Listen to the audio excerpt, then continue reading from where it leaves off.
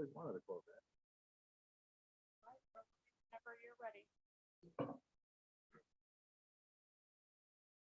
All right. Oh, Meeting sorry. called to order today. Today is March 20th. West Warwick Town Council Fiscal 24 Budget Workshop. The Town Council Chambers, 1170 Main Street, West Warwick, Rhode Island. Councilman Licciardi, Here. Councilman Messier. Here. Councilman Bourget, Here. Council Vice President Williamson. Here. Council President Goslin. Here. Quorum is declared.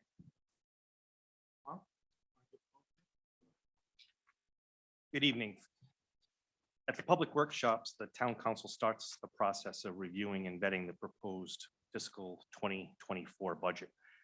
Our department heads continued to be considerate of the town's fiscal constraints and the fluctuating status of the economy while drafting requests that will support the continuation of the services expected by our community and provide for the upgrading of infrastructure necessary to offer those services safely and more efficiently. Again, I'd like to acknowledge the hard work of our Finance Director, Kristen Benoit, in producing these proposals and keeping us on a reasonable and conservative path. This proposal process has been affected again by the uncertainty of the finalized state budget, the national economy, inflation, and supply cost. How these factor into our FY24 revenue and expenditure planning will continue to be a work in progress. Some key points in this budget proposal. The total budget increase is slightly more than $4.3 million, which is inclusive of a little more than $956,000 in municipal expenses, a little more than $2.9 million for school state aid pass-through appropriation, and a $500,000 increase in the school department request for appropriation. The levy increase is 2.54%, or a little more than $1.7 million.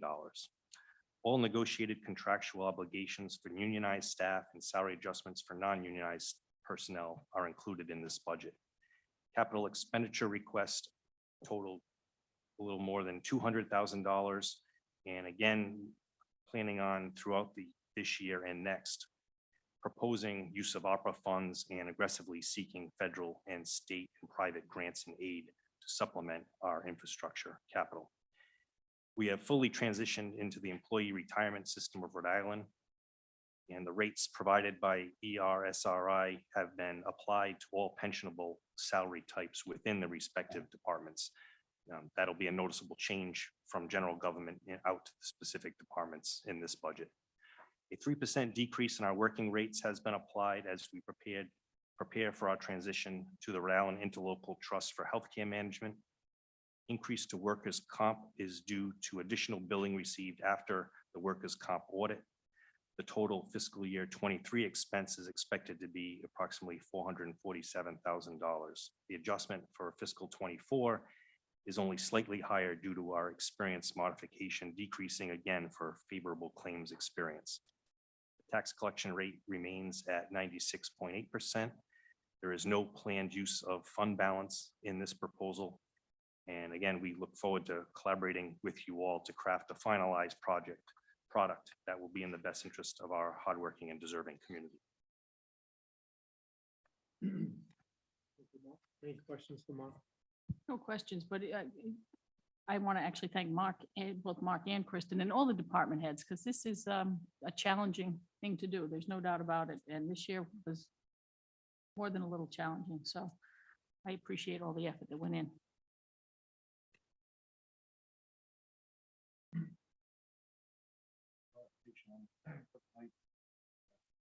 Purposes. No. So normal procedure, you You can ask can, questions and then, you can make proposals also, but not finalize. Yeah, so just to, and maybe to let everyone else know, so we have the first workshop is tonight. The second one is next Monday, the 27th. And then we have public hearings on April 4th and 5th, which are Tuesday and a Wednesday.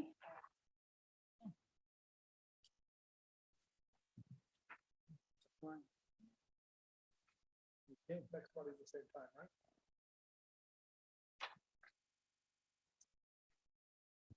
On the budget workshop. Right? Yes, we are. We want to start with the school department? Unless they wanted to wait and go last so they could hear everyone else. No. Thank you, thank you. Well, good evening, everyone. It's nice to be before you again to present our FY '24 budget. And similar to Mark's town manager's comments, I wanted to thank Joe Spagna for his hard work. Certainly not getting any easier to create our budget every year as the needs and of the district increase, and budgeting is always a little unpredictable. So with that said, we're taking a little bit of a different approach tonight. Before we get into the actual numbers of our budget, we thought it was important to give you a little bit of an update over the past 10 years of what's happening in the district, and our demographics have certainly changed. The needs of the students have certainly changed. So I gave you each a copy of the presentation just for your reference. Sarah, did you want to? Okay, thanks. So the first page is just our mission statement, and I won't read this all word for word. It's really just for your reference. So the next page, we have a little bit of our student artwork, pictures of some of the happenings in the district. You Always- probably shouldn't show us the picture of the graduation at the field. Just But thought I'd notice point all that of the out. clouds Oh, yeah. that all right. eventually sprinkled on us. Okay. So the next slide just highlights some of the district accomplishments and some of the most important things that have highlighted our budget in the past couple of years. We have both English and math new curriculums that we have selected and we're piloting. We have implemented and expanded our MTSS system, which is a multi-tiered system of support. Before students go into or are eligible for special education or specialized services, they go through this. This is a layer to see, sometimes they just need some interventions to ramp up their skills, and they avoid special education eligibility altogether. So we've worked for several years on that. Suicide awareness training for all staff, that's a state mandate, so we've got that underway. Project Aware is a 3-year, $500,000 grant that we were awarded. This is the second year of the grant to address emotional needs of our students and social emotional learning. We continue to work on our grow and improve our career and technical pathway education, as with the arts. And this year we did a deep dive into our athletic department to really strengthen our protocols and policies. As you've seen in the news, it's not unusual to see districts have issues with their athletic policies. So we've really tightened up that. And our social emotional learning development. And just like every other district in the state, we're very concerned about recruiting highly qualified educators. There's a shortage of teachers, teacher assistants, bus drivers, bus monitors. So that's a strong focus of ours as well. That everywhere. Everywhere. Yeah, it's we don't see that getting better in the immediate future. There's just not the same number of people going into the teacher prep programs specifically. So we think it'll be a couple of years that we struggle with staffing. So a few things under capital improvements and safety. Most of you have seen, if not all of you, the Innovative Learning Center at Deering. That was from our facilities grant that we received. Roof replacement at Greenbush and Quinn. We have a new preschool playground at Wakefield Hills. Brand new, beautiful high school gym. We have new kitchen equipment in the high school kitchen. Clock and intercom systems. The gunshot detection system is up and running. We just placed a repeater for the handheld radios at the high school and middle school. We're having trouble with translation. The lighting retrofitting throughout the district, boiler control systems at the high school and middle school. And this summer, we've got a big project that'll be underway, a window replacement at the high school and the middle school. Both schools will be closed.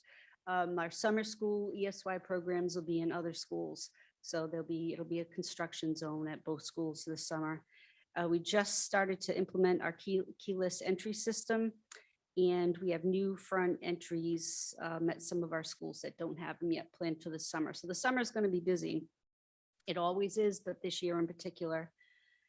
The next page outlines our district strategic plan priorities. It's our ELA and math curriculum, attendance, college and career readiness, communication, social emotional learning, and safe and healthy learning environments.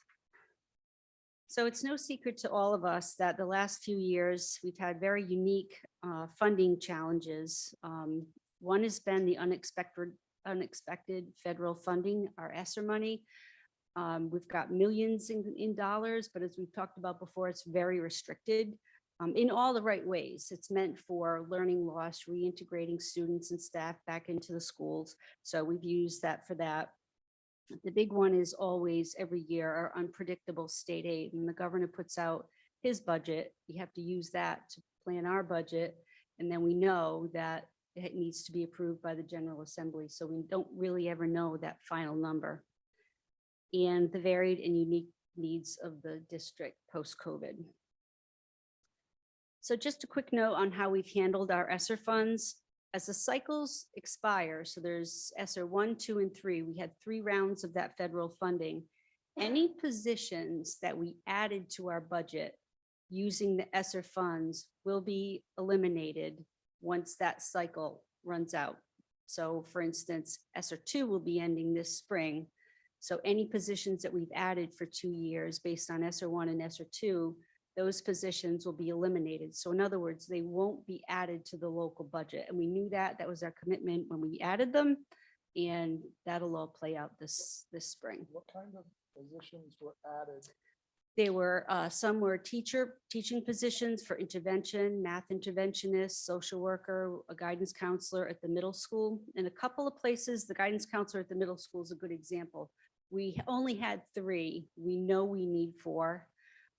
So we eliminated another position in the local budget so we could keep the 4th guidance counselor that we added through ESSER. So it was not an increase to the local budget to keep that additional guidance Be able to counselor. fill, like, I know you talked about all the openings for teachers. Are you gonna be able to fill any of those with the temporary ones? Yeah, so that's what'll happen. We'll see, there'll be like a bumping process. So some people will get laid off, then go back to their original position, which will bump somebody else. So yeah, so we'll be able to manage it that way. So as always, whenever we have to eliminate positions and the bumping process happens, that's always upsetting and not anything we like to look forward to, but necessary at this point. So next thing I'd just like to touch on is the landscape of education in general. And it's nothing new. We hear it in the news every day. If you have kids in the school department or know people and hear us talk, these are the things that we've always dealt with on a certain level, but since the pandemic, it's really grown increasingly. The learning loss, and I'm happy to report that we're already seeing, this is our year and a half into our ELA curriculum, already seeing significant gains in our assessment scores. So we're really encouraged by that. I think we're going to see really more rapid recovery in learning loss than originally predicted. So that's great news for us. The mental health issues of our students is undeniably has been increased, especially at the middle and high school levels, but at all levels we're seeing it. Behavior issues and delays in social emotional development, and that's a direct impact of for some of the kids not being in school the year before last.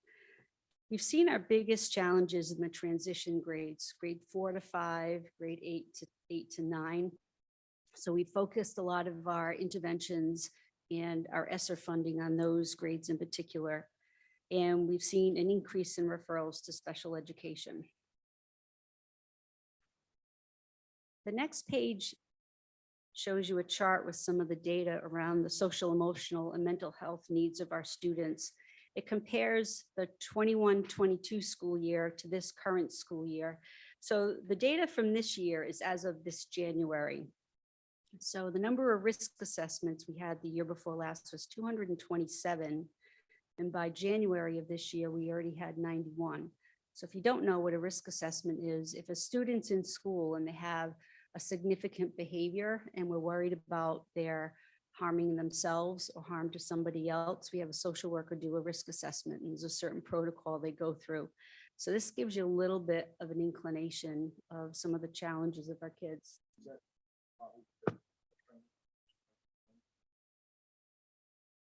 That we've had this many, no, it's the behaviors that warrant the assessment. That makes sense. Monitoring early suicide training, so I Right. didn't know if that was part of the training where they would pick up more because they. Could be, yeah, it could be The number on the right is basically the halfway mark. point of the, Yeah, correct. Which is where you said you found most transition. Mhm. Reflection. Oh, no, this is all grades. Yeah, not just the transition years. Can you tell me what that number at the bottom is? Because it's a big number. In the 21-22 year, the high school provided support services to students 2,845 times. Right. So at the high school, last year, that was the number of instances where we needed to do risk assessments, DCYF calls, or kids were hospitalized. Just the height. Mhm, How many kids? 1,000. Obviously. Some repeat offenders. It's, Many would be. there are kids Not that, offenders, of that repeat issues. there yeah. are kids that have chronic concerns and issues, but there's, if you just look at the numbers in the chart, are numbers of instances. So those are pretty high numbers. The next slide talks about special education referral data. Again, comparing the 2 years, and 22 to 23 is that data is as of January. So if you're unfamiliar with the process, a referral will go in. There's a process that determines if the student is eligible or not based on very specific criteria. So some will become eligible and some will not be ineligible. And if they're not eligible, then they'll go into the MTSS intervention protocols. And then at this point, there will be still, in January, had 110 students still in the referral process. And then we have some kids move, because as you know, we have a very transient population.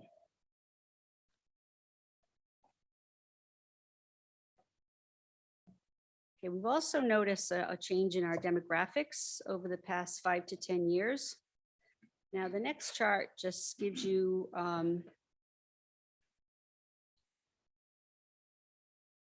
so district code, that's 38, that's just our number for RIDE. And then it tells you 5 years and 10 years.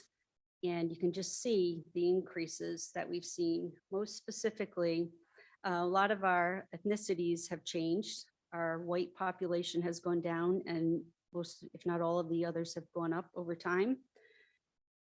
Pretty significant increase in our number of students with IEPs from 16.72% to 22, just about 23%. And the next to the last column is our free and reduced lunch population, which indicates students at the poverty level or below. And the last column, the LEP, stands for Learners of English Proficiency. So our multi-language learners, we're starting to see creep up as well. And we've had several new registrations with families with multi-language learner students. That wasn't on the page. No, not necessarily. No, if they're a language learner, Why do you They, think? they this- could, it could if they had needed specialized instruction for their content, but as a language learner, they wouldn't necessarily need an IEP, they would need MLL services. Why do you think that, that's quite a bit? Mhm, mhm. Like what? Well, we see a direct correlation with poverty level and IEP numbers. So just some quick highlights, bullets from our demographic data. We've seen all categories, as I just said, but our Caucasian category went down and all of the other ethnicities increased in population. Now, the next slide is probably the most important in terms of the increase in our demographic and our student data. that we've seen over the years, increase of 6.72% students with IEPs. Free and reduced lunch number continues to go up, and our English language learner population continues to go up.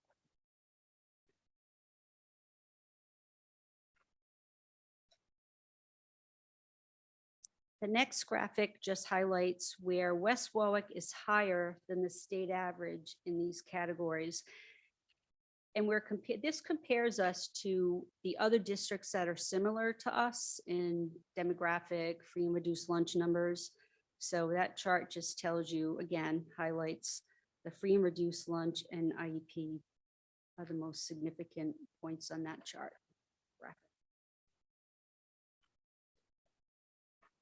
The next slide talks about per pupil numbers. So if you look at the total. So the second column is West Warwick, then the benchmark average. Those are the districts that, again, are similar to us in terms of using similar UCOA profiles. That's how RIDE categorizes districts and demographics. And the ones that are similar to us are listed there. So the benchmark average is the average of those other districts that are listed there on the bottom of the page. And then there's the state average at the end. So if you look at the total, West Warwick is below both the benchmark and the state average in every category, but I wanted to highlight the total, but also special education. It's pretty significant difference. And as we just talked about, those are some of our most neediest students, and the percentage number continues to go up. It's multi-language learners, kids who come to school and either speak no English or speak some English, but they need specialized instruction in just English. They may need an IEP for specialized content area, but not necessarily, but it's really the language barrier. And once they get their language, English up to speed, then they may not need the IEP. So is that per, like when it says that the number, is that per like 4 years in high school? What's that number like? Per year. Per year. Per pupil per year, correct. Okay. Right.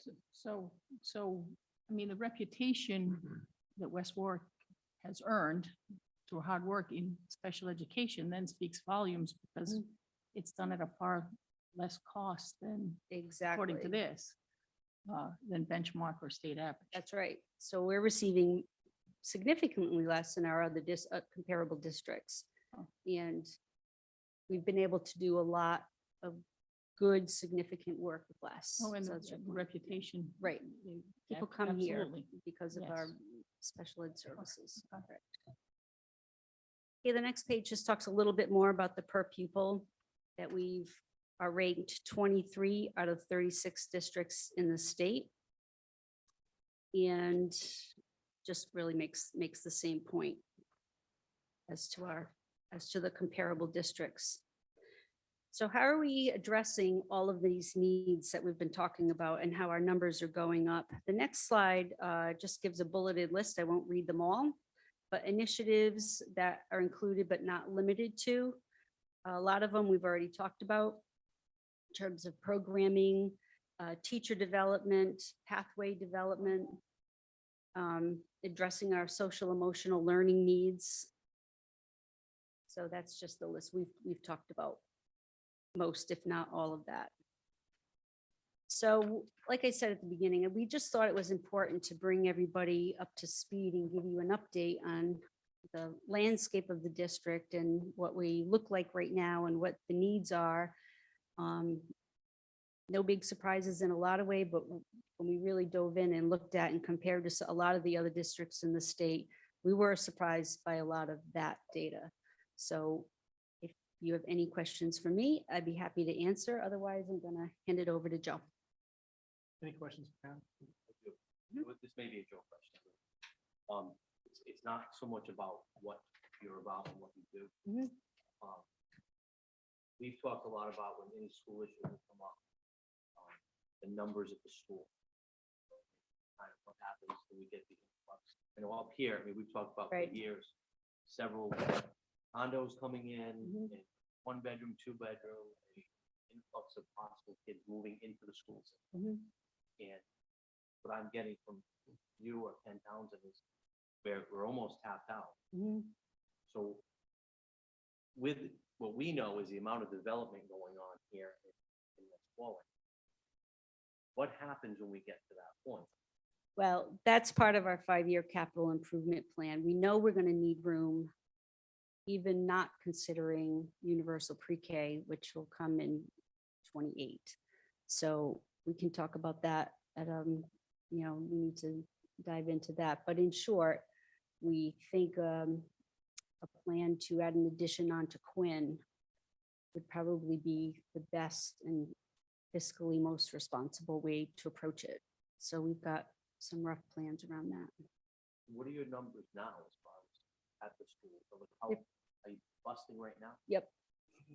Yeah, yeah, The room to going to Quinn is Yeah. gonna be yeah. Well, not immediate. We'll be okay for a little bit, but we definitely have those plans in the works. Keeping Quinn at the use it is now, or adding it as another. Well, there's a lot of elementary. layers to it. So the physical, the building is one piece of it. And then we got to consider, and we've already started to plan out, what grades go where. Does it make sense to have an early learning center where you'd have pre-K and kindergarten?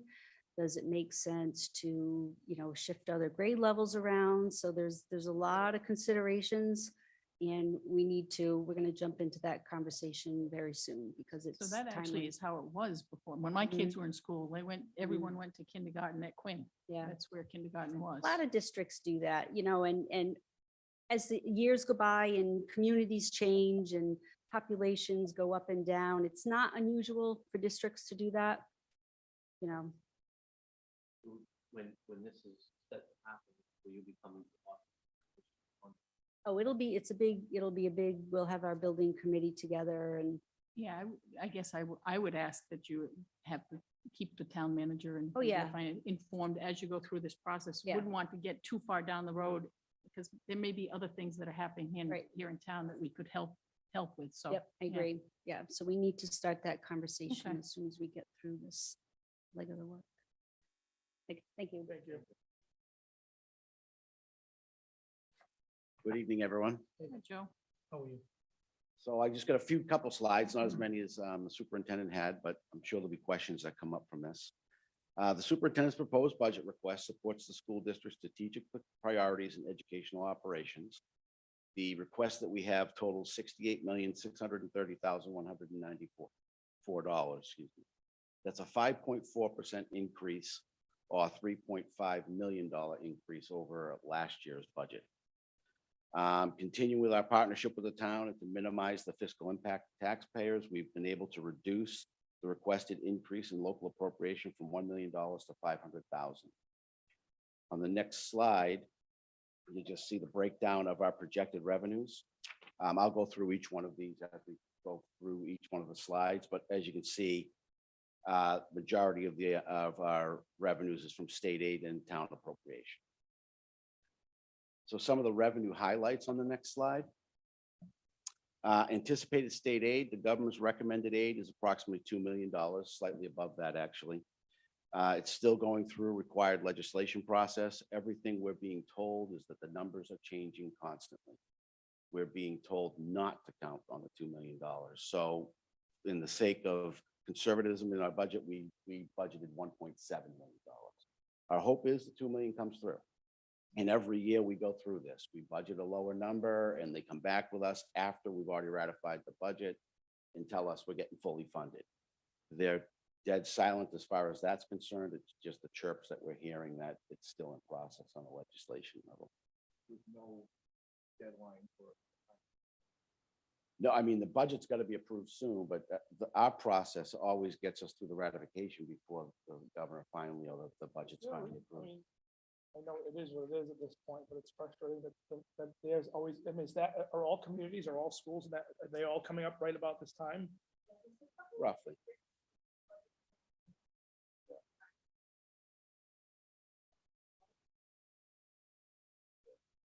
Yeah, I think it's, I don't know if it's East Providence. They follow the fiscal year, the government's, the state's fiscal year, not our fiscal year. So they're a little offset too.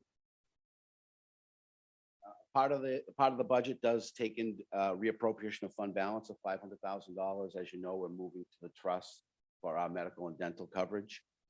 There's going to be some run out claims that we have to pay. That $500,000 coupled with any surplus that remains in the internal service fund is there just so we don't have to impact our operating expenses in the current year. That kept our expenses down, and the school committee did approve us using those funds. Like I said before, though, that use of local appropriation and the anticipated increase was what really drove us to be able to bring our request from $1 million down to 500,000. The next, Joe, I'm sorry. sure, go ahead. Sticking with that. You moved the state appropriation down to 1.7 and the town appropriation of 500,000. Let's just say you get the 2 million and the town appropriation moved down. I guess it all depends on timing.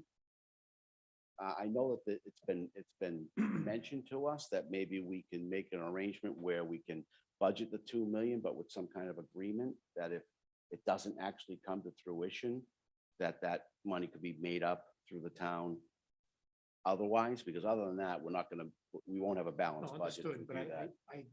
so what binds the town council and school committee is Title 16.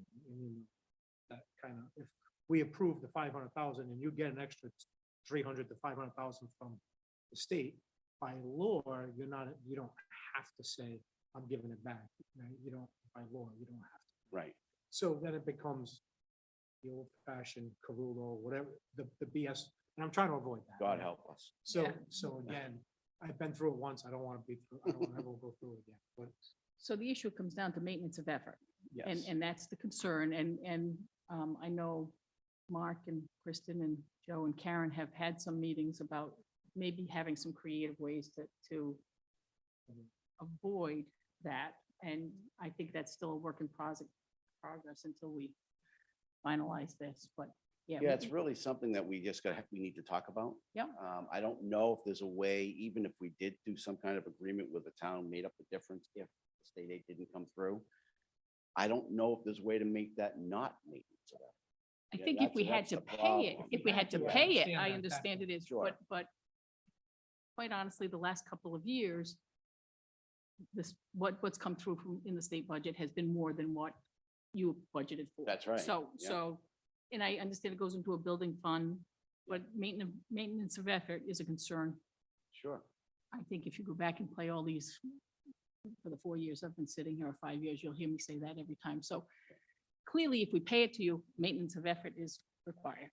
The question is, if you get the 2 million in the full funding that's in the Sure. budget now, we don't want to, we could figure out a way maybe, again, it's way more than. Correct. Yep.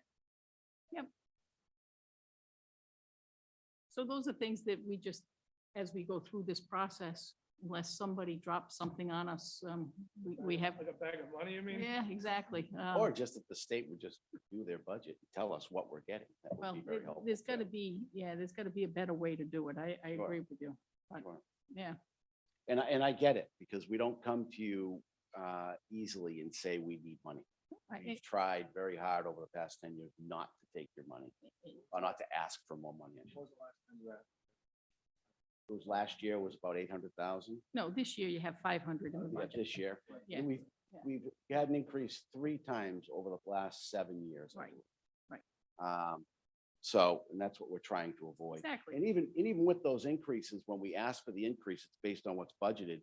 We work diligently all year to make that, we want to come through with a surplus every year. Last thing we want to do is come here with a deficit situation. So that's our goal. And we appreciate, I appreciate that. Again, Yeah, I but wanna that say we went- surplus we went is, the then cor- we sit there and say, well, wait a minute, you had a surplus, you did a Sure. great job. But we have to give you that $500,000 again this year. It's already built Yeah. into the budget, maintenance of effort. We So, went at least 4, I want to say my first 4 years in the council, I don't think you guys asked. No, for it, and that was from. and actually, Actually, you asked at one point in time and then came back to us after you looked at some, you got the numbers in time and said you don't need it. So That's right. we know that we And know we that would you're intend to working. Do the same thing if we Yes. can do that Yeah. this time around. We've always tried to come back with the reality, not with ours. And just a perfect example of the state aid, this year, we got $1.2 million more than we budgeted because they fully funded us after the year end. You're not And selling that's the yourself transfer. out. Right, it's crazy. You just did not sell yourself. No, in. No, that's okay. Where's that but I'm- 1.2 million we gave you? Yeah, but I there's want to no- be honest, you Yeah, know? but there's Because the there's no facts are the secrets, and facts. that is a fact, and that's hard for us to grasp. Justify. And Yeah, that's so- why when we did the transfer into our capital fund, we put $1.25 million into Yes. the capital projects. Yes, fund. you You did. saw that in the audit, I'm We did. sure. We did. That was the best use of that money, as long as we could keep our expenses down this year. And we're struggling this year. I sent over our current year projections. and Yep. Right now, I'm projecting a $75,000 surplus. And I am very conservative with that, so that could go up a little bit. But that was what we felt was the best use of those funds. Both put it in there, bring everything back, and just spend the money the way we would have normally. Didn't make sense. Let's put it into the facilities. It benefits the town and it benefits the school and the kids. And no question, we agree with that, and we've had these conversations. The issue is it better for us to pay for that instead of giving it to the schools? Because every year we're going to give it to the schools. So again, I think there's a little work to be done just Yep, to see if sure. we can figure out a way to Absolutely. keep that tax increase for, taxpayers as low as possible. But we know that you guys work hard, and we appreciate the fact that you are honest with us, and Try to you be. wouldn't come and ask if you didn't need it. I get it. And again, I think Karen may agree with me. We're open to discuss different options of how to do this. It's great you have a surplus.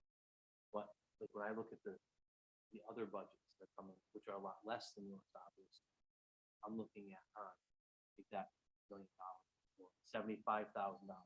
Where can that be applied to the greater need in another department? Where I'm looking at shape 5,000 here, 5,000 there.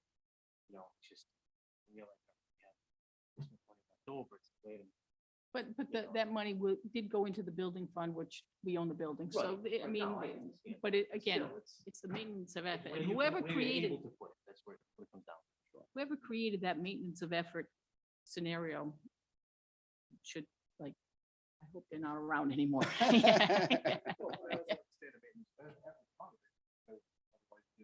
Somebody saying, all right, we're not giving you this money this year, and they gotta really scramble. So I see both sides of that coin. Depends It's what, just- but if it's a one time, if it's a capital item, you're not gonna spend that money And again that's next what year. it If should've there's, been if written there's in the way, something, yeah, We also No, I went on in agree with 2012, we cut the 5%.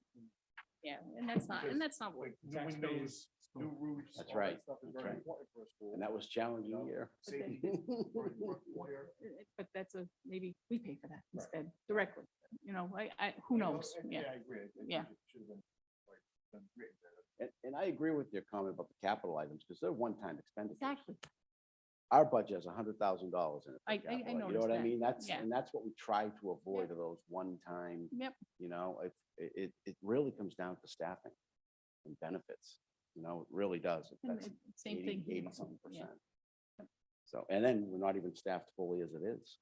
So anyways, I'm sorry, unless there was something No. else. We digress. That's I'm right. Sorry. Projected expenses, just some of the key items that's driving our budget. If we can go to the next page, that's just some of the categories of our expenses. But in the next slide, we go into salaries. Our salaries is an increase of 5.8% over last year, primarily due to the return of the ESSER funded positions. We talked about the nurses, the social workers, all the health professionals that we could put into ESSER and still meet the requirements of ESSER due to COVID. That's about $1.6 million right there. That was last year's numbers. It's a little bit more than that now because of step movements and things. Those have come back into the general fund because ESSER is ending. ESSER 2 ends September 30th of this year. ESSER 3 ends September 30th of next year. And ESSER 3 is really based on a lot about the learning loss, really focused on that. Plus other step movements and things that happen in our normal transition of their salaries. It's about $2 million that was returned to the budget, local budget. Increase in classroom coverages due to anticipated staff shortages, that's up about $82,000. And that's based on what we're seeing this year. And anticipate increase to summer school enrollment, 39,000. Again, like all related to like the learning loss. In the next slide, you'll see the budget drivers under the fringe benefits, which went up 0.3%, or went down, excuse me, 0.3%, primarily due to our move to the trust. That was a big savings for us. I think it was a great move that we made. It's going to take a lot of pressure off just administration of the fund, plus the benefit that our employees will have. We did see an increase in certified pension due to those returned positions coming back into the general fund. It's no longer being funded by ESSER. Move to the state municipal pension plan. In the budget, it's 277,000, but the rate came out of 58 and change to the school department. It's more like 400,000, but we did not adjust the budget. We're going to try to find that money as we go forward, so we didn't have to increase our request. That move is a one-time thing. right? No, it's the way they calculate it. So in the old days, and I should defer the two of you, it was, we got a number from an actuary and we Right. split it out to police, fire, did it that way. As you saw in the budget, a lot of it went into general government. This year, actually, it's based on salaries and payments. So when you pay somebody, it goes to the state then. So it's actually based on the number of employees you have Per at a department. particular, per department. Yes. And So it changed, it shifted a little bit. What does that mean? Maybe the last time it was prorated, the numbers might have been different. Who knows? But it's based on salaries and It people really is. employed at It's- this and point. it's, what the state does is in the past, we were able to apply a percentage to Right. each department. State doesn't do that. They Right. just do one rate. They smooth out the rate.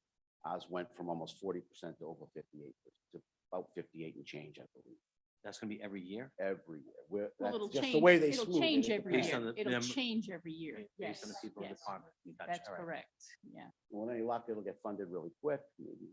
Yeah. Well, I don't know but- that we'll be here when that happens, but But that's another perfect example. Money is in there for that. that's right. And at some point, that's going to go away or go way down. It should, we That's right. hope. That's we right. hope, But I That's think the- we're looking So 10 that's why years the down maintenance of road. effort in that instance doesn't make sense to me either, but Mhm. yeah. So yes, that impacted the schools. You saw that a great deal. So of course, being me, I would say, well, that means you got a real break in those previous years that you weren't I do disagree. All right. respectfully, okay? But I think it was the right move. I really do. I agree with the move to MERS. I think it's better for the town. I think it's better for the pensioners. That's my opinion. Unemployment costs related to the ESSER funding is projected at about $60,000. It's very difficult to get a formula from unemployment telling me exactly how they calculate their unemployment. Did the best I could and figured maximum benefit for all these people that we anticipate to lay off. They didn't take that into consideration, and allow us to fund it with federal funds. We have to pay that locally. And our workers' compensation is projected to increase 13%. And actually, we got hit with a bill of over $50,000 this year based on our experience modifier. So that'll stay for a while. Next slide is just the little highlights of some other major budget impacts. Our supplies increased 4% or $43,000 due to the return of cuts made in 2023. We took a lot of supply money and moved it into ESSER, just like we did with the nurses and things. Local transportation is expected to increase 13%.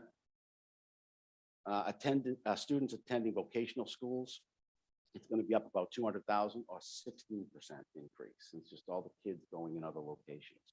And is it, and maybe it's a question for Karen, I mean, so can we offer those? Do we see kids going to one particular program? I do know that. If we don't have a similar program. So if they were all going into auto body repair, would it make sense to have a pathway for that? But I know there's a cost. Yeah. Plus, Well- we did put, over the years, we've have implemented these pathways to make them similar to what's offered, so kids would stay. the state has found it upon themselves to say they're not substantially similar. Really? And we don't know why, because they're approved by RIDE, they're two of the same programs. We focused on that. That is an ongoing issue that we're trying to deal with. Okay.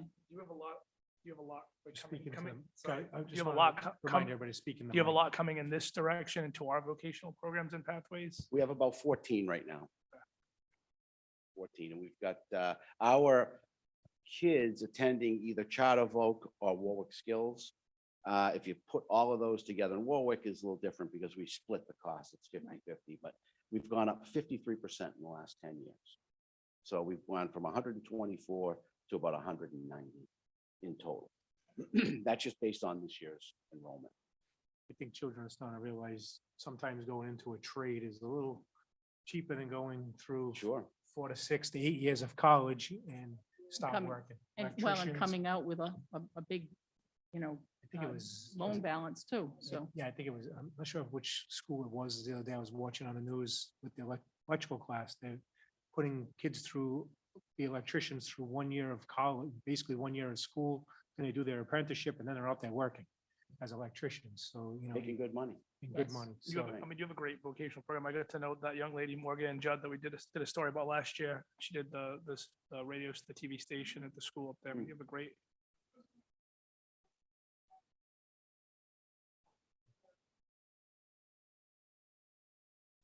and that was something I know when I toured Guild Tool with Governor Raimondo at the time.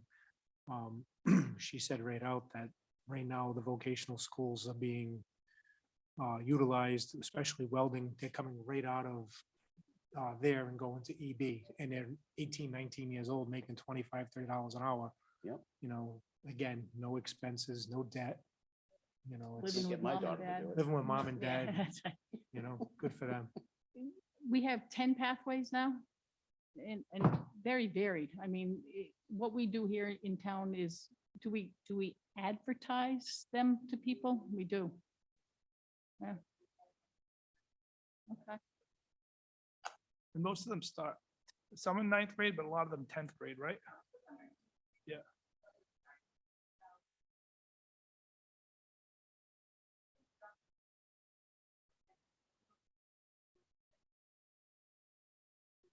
Well, and those, the introductory programs help because maybe a child takes it in 8th grade and realizes, you know, what, I'm not interested. in it. Instead of wasting a whole year doing something, then maybe they take another class and when they get to high school, they know.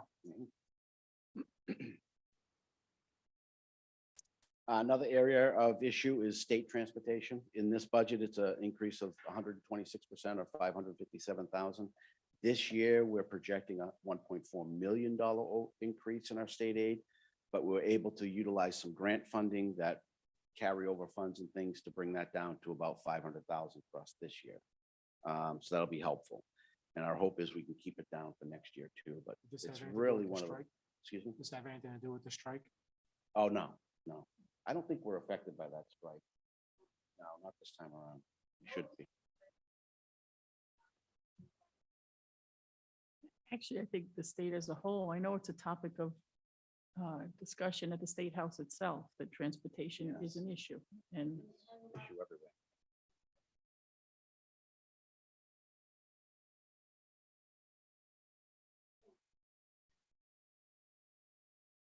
Well, I'm sure they're having the same staffing issues that They you are. guys are having, right? The other issue is our property line has increased 166% or $283,000. It's primarily due to all the cuts that we made that we moved into ESSER back into the general fund.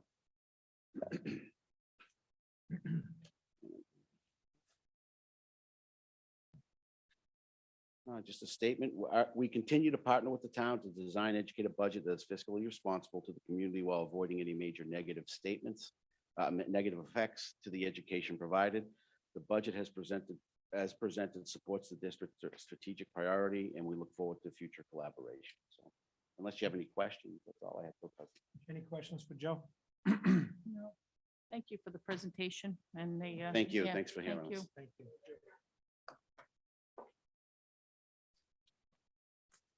I was telling Councilman Licciardi, I still have my West Bay corduroy 1991 West Bay automotive jacket. How's it fit? I can Oh, now- all right. I Just, can now fit in. yeah. Oh, all right. 6 months ago, I could not fit in. A little snug, but it's there. From 30 years ago. Building, The building is on page 26 of the manager. I just kind of went through to make, so we didn't have to flip around too much. Yeah. hi, Bob. How you doing today? Doing well, yourself? Hanging in there. Great. So you show up to budget session with a brand new Corvette and now you want to sit here and talk money. Yeah. It's only for fuel. The only increase Well, I is think I fuel. should be the poster, We It's wonder true though, why. but. I think I should be the poster boy for VOTEC, because I did go to VOTEC and you get also get a Corvette, What year were you? 79. I was Tollgate. 90 I was 91. Yep, I'm a little older than you, a lot older.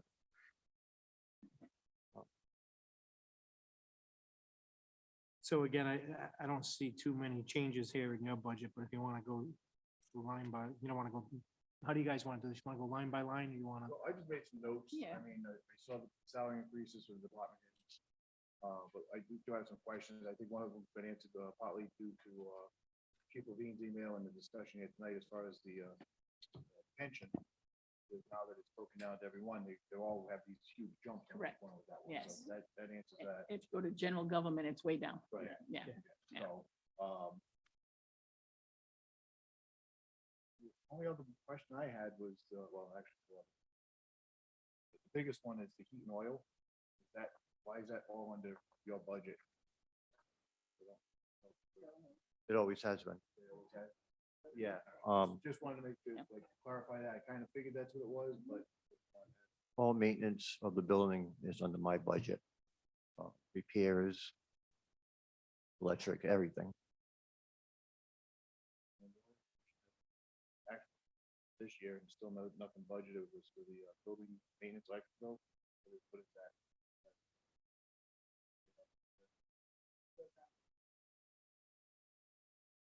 Something broke that we had to fix. What- Building maintenance and electric.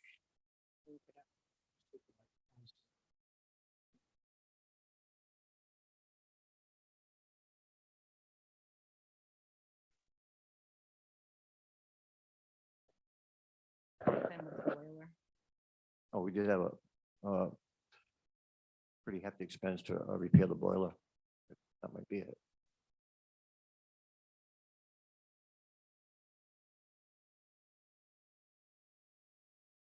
It's just curiosity question, there's nothing on the line item ever, and that was there as a. Oh, I'm sorry. That was the carpet. There was the charge for when we rewired because of the carpeting installation. So unexpected, not something we have every year. Otherwise, like I said, my only other thing is salary. I'm gonna put it out front, so I don't have to bring up salaries every single time. I just like to share, because financial situation of our country, and it's not getting any better, and I understand that the employees need an increase also because of it, but at the same time, we're watching out for the taxpayers. Just for the agenda items tonight, with all the salary increases, the total is $35,749.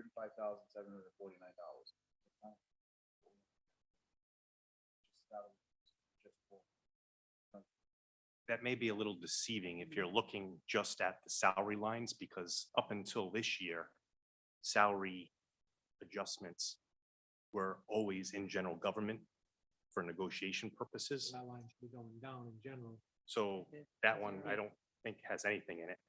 And the salaries are now displayed by department. So it, like the increase is technically, well, 2 years. Let's look at the one we're looking at now. We'll just go with the minimum housing inspector. This is 56,274. Was adopted for 2023 and proposed is 60,001. So that's 2 years worth of raises because last year's raise was sitting in general government because we didn't know whether it would be approved at the end of when we did the budget process. And then you all conveyed to the town manager that you would want him to make the decisions about raises for the non-union. So that's And have it in the budget. you can have it in the budget. So this will be 2 years worth of raises. Right, right. So, For Matt. so I mean, monetarily, 1 year of that was in last year's budget. It's just not here. It's in general government. If you go to general government, you'll see the 35,000 that was set aside for non-union raises.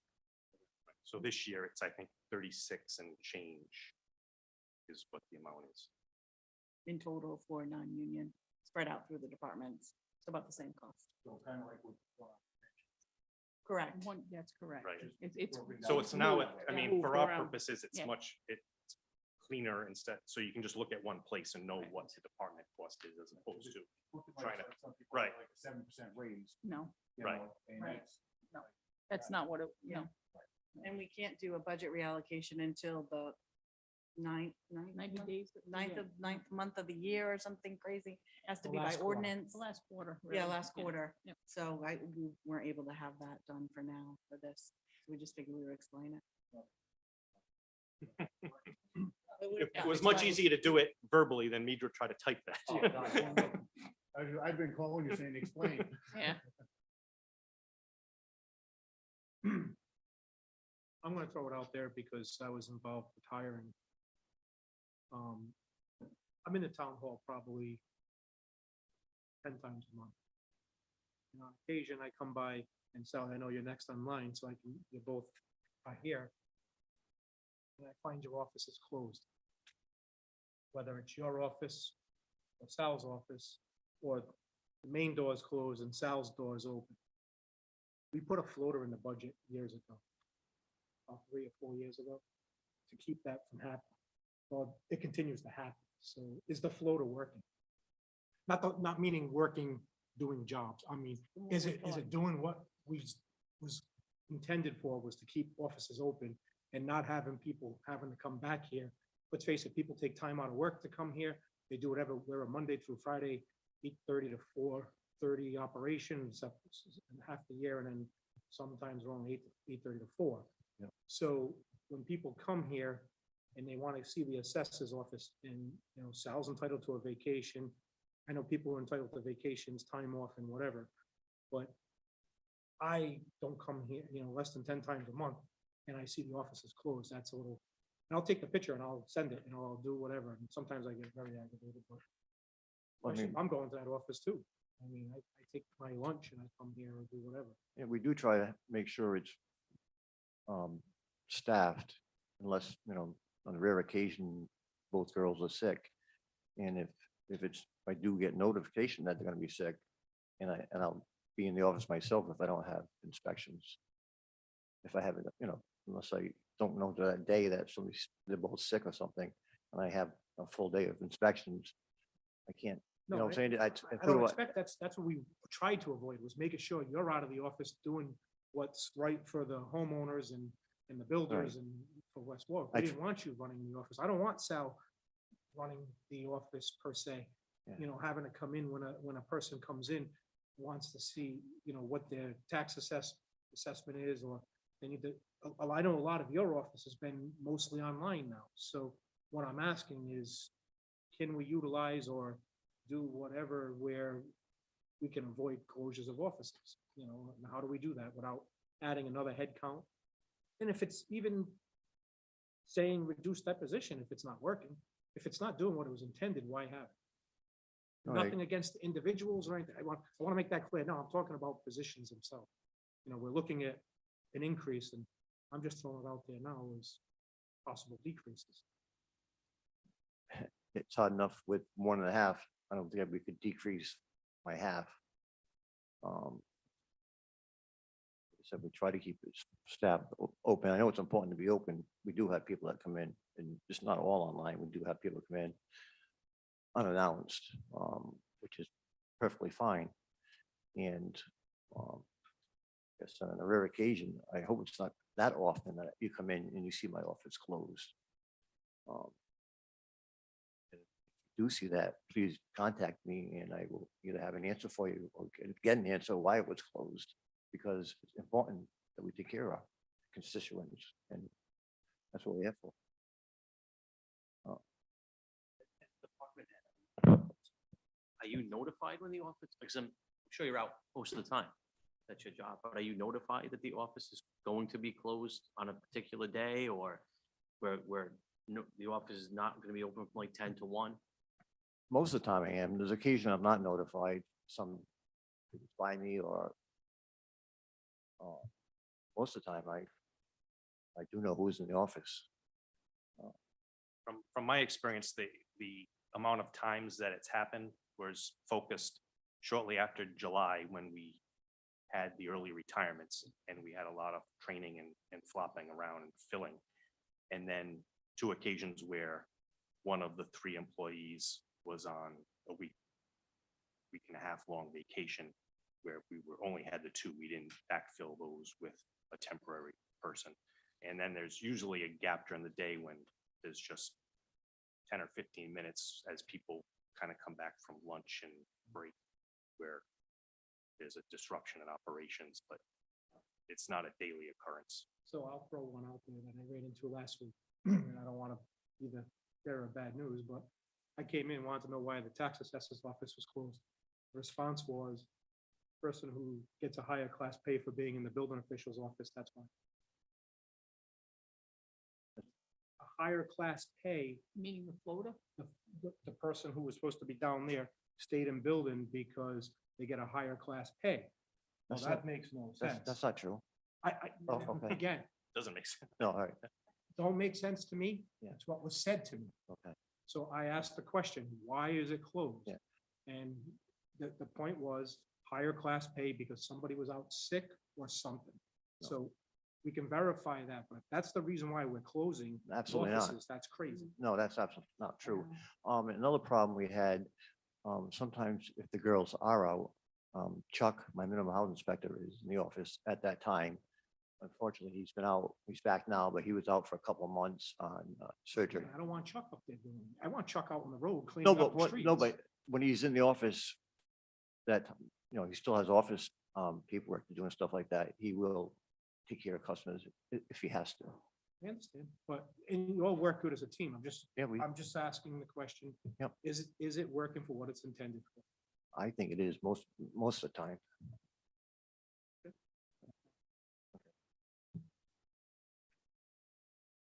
Any questions for Bob? Thank you, Bob. Thank you. Thanks.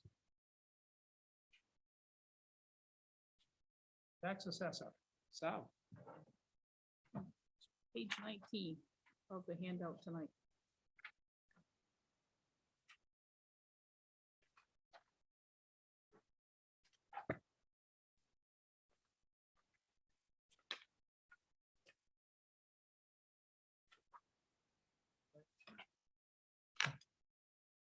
The biggest increase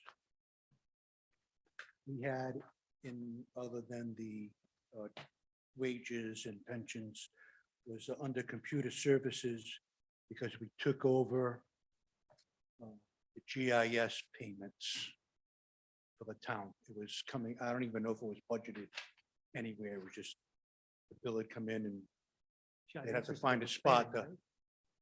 I believe it was split, but we also enhanced it. So now it's the newer system updates. Is it nightly? Right, be able to update with values as often as I want to update it. It's something that I can control out of there. And ownership also, we won't have to wait for like once a year when they would update it on that. I think there were a couple of other things that got consolidated into that line item. What about postage? Postage, we have a big mailing that we do for all the tangible statements. We mail out blank returns to the 1,000 some odd businesses in town. So we gotta mail them out. We gotta pay for the printing of the return itself, folding and the postage for it to go out there. And then we have other things that, during the year, regular stuff that we mail out. Yeah, you have 17,000 and going back to the years. Wondering why you always put 17. You're a tax collector. Yeah, your assessor. Oh, sorry. In the book, That'd I'm be a not sure. It was question. Yeah, page mine's 19 only in the new one. 1,200. Okay. We come pretty close to spending it all every year. I don't know if this should be under revenue, but Mark, you would send something to us. I think I read it last night. I read so much in the last couple of days, it kind of fuses together. But we don't, our tangible revenue is decreased by quite a bit. Am I reading the right thing? Part of the levy, is part of the tax levy. And we lost some value. Right at this point. Doesn't mean that it's staying there. We still have another month of going through all the returns that the deadline was March 15th to turn them in. So we went through the big the one. 5 or 6 biggest ones that we have, Cox Cable, Verizon. So we Uh, had a the two big national increase, a big grids. pleasant surprise last year. Right. Yes, we did. I was So- kind of hoping that maybe the new returns didn't include some of those pipes again, because Rhode Island Energy really helped us. Yeah. In We had a close to that loss amount. in one of our big Astronova. We had been bumping them up pretty good over the past few years. They finally decided to call and request a review of their account. So I said, well, that's up to you. You've never turned an account into us. You give us one to review and we'll review it. So if you review it, so We're not going to make up $2 million loss that wasn't there to begin with. Yeah. so We were if I- taxing them for over what- $3 million. Excuse me? We were assessing them for over 3 million intangible. They're a manufacturer. They don't have $3 million in chairs and desks and computers. why would we assess it for more? Why did we do? When you get over there, they don't give us back a return as they're supposed to. We're going to bump it up. Once you start getting into the million, 2 million, and you hit it by 10%, it's a bigger increase than when it was a $500,000 account. But you're saying $3 million in assessed value. Yes, yes. What's the 2.5? It's not assessed value. Oh, it's assessed value. Okay, it's not taxed. No. Okay. Yeah. Based on Yeah. the taxable rate. It's like 80,000. So if you send the forms out and the form comes back Mhm. and it's not quite what you feel this is accurate, Yes. what do you do at that point? We adjust it and we make a note of the adjustment.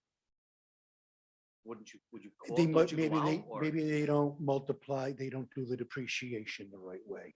Or you get something where I've got $5,000 worth of equipment. You know, I mean, a layperson would go in and say, I know there's more than 5,000. Take a bar, for example. Yeah. Right? They report $1,000. You gotta have that just in a POS system. You know? So at that point, do you go out to the location and actually do a count or a study or something like that? If we usually have all of that information already, because usually when a business first comes in, it has an appointment, we go out, do a physical inspection, mark everything down. We leave it up to them to give us their return. Right. And then we'll match that up with what we saw. If it seems fair, then we let it go. If there seems something missing, then we'll make an adjustment. What I think what he's asking is when you have to make that adjustment, you actually go out there and physically look to see. And it's. Yes, yeah, we don't do it blind. We're at a difference of 2.5 million in tangible. 2.5 million in assessed value. But that's with the big The 5. We big try and ones, get right, those right. So done. now we've got 800 more accounts we have to look at. So that 2.5 million that we're off is actually gonna decrease by quite a bit. Right? We hope it decreases. But Quite a 2.5. bit would be good, but So, yeah, so when he starts processing the other returns. Yeah, our hopefully goal we'll is to some get it gains. back, is to get it above. Yeah. But I like to at least have the big ones done going into this process, so we're at worst case scenario, like we gotta, the 100 small ones. I don't want that surprise coming Might out not a make a month big from now, difference. when everything's all, and Exactly. now we're going to have to adjust our rates even more So than. that's somewhere in the 140 range for tax. It was about that, yeah, yeah. Okay. Yeah. Yeah. Yep. because Well, the 40 memo- $46,000 per million. Yeah, Times two is exactly. not- yeah. Memo actually I- says tax. I just want to And I was like, clarify something because I just, sound just Yes, that's I what I wish did. Bob would have stayed here. That day I came in, tax assessors was closed, but it was another day, the building official's office was closed. And the individual stayed downstairs because Robin was out. You have the higher class. Yes, yeah. Robin has, the deputy has higher class than the That's how. clerk that's up over Sorry, there. two different And depending on what time of day it is and where it is, I'll have her move around. If I don't need her down here and Allison's not upstairs, I tell her to go upstairs. I can run my office. I can answer the Who phone. is the one that dictates where the floater? I thought there was a solid set schedule, but. There usually is, except when someone's vacation, someone's sickness, else. But a floater is by definition somebody that floats when something be comes up, so flexible. I don't Yeah. know who the one that Yeah, says. the float is shoe usually in the spots open. assessor's office in the morning and inspector's But if office. there's two spots so open, who here's- determines Afternoon. where they I go? was just gonna say, here's my question again towards the floater, and just keep me honest here. If the floating is, let's say, and I'm just saying, half the day is downstairs, it's two people in the office, two individuals, and upstairs calls out sick, does that person still stay down here No, or no. goes upstairs for the full Yes. day? You know, I just Yes. want to make sure the floater's working the way it's supposed to be working. Yes. Is the floater, while we're on the floater, is the floater's job to be there, answer the phones, keep the office open, They- or does the floater They have actually the work. knowledge of the specific duties that needs to be Oh, done? Yes, the last one. The last one. She knows how to answer the questions in my office, how to do the actual work that we're doing, processing deeds, creating accounts. And I know she does the same thing up in Bob's office, where she knows where the files Oh, are. She knows I'm how not to questioning find, that. That's, you know, and I she you knows just asked that permit question. questions. So yes. It's not a body just sitting there because, just to keep it open, they're multi-trained. Multitask, multi-trained. She's very good at it. Yeah, I'm At not- I'm both not jobs. questioning, I'm For just trying to someone who's think only been What's here, open and what's not, you know? it's been a year, mate, not even a year. That Shaylin's. I don't know. I think Shailen's I didn't been want to here talk for about the 2 years. individual. I'm just. Right talking about it, the yeah. position. Well, just that position that she's doing, she's doing two jobs and she's picked up both of them. Which, you know, I'm satisfied with what she's done. I don't have any complaints. with it. And we do try to make sure that all the offices are staffed when they're supposed to be.